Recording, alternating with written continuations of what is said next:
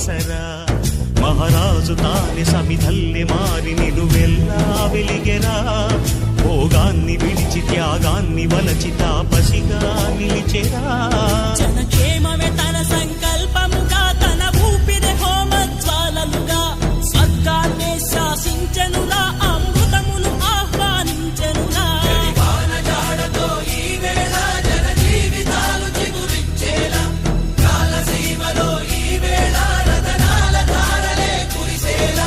కల్లు కల్లు మని సిరిమూవల్లే చినుకే చేరగా జల్లు జల్లు మని పులకింతల్లో పుడమే పాడగా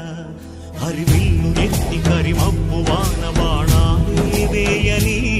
నిలువెల్ల మంచు వడగళ్ళు దాకి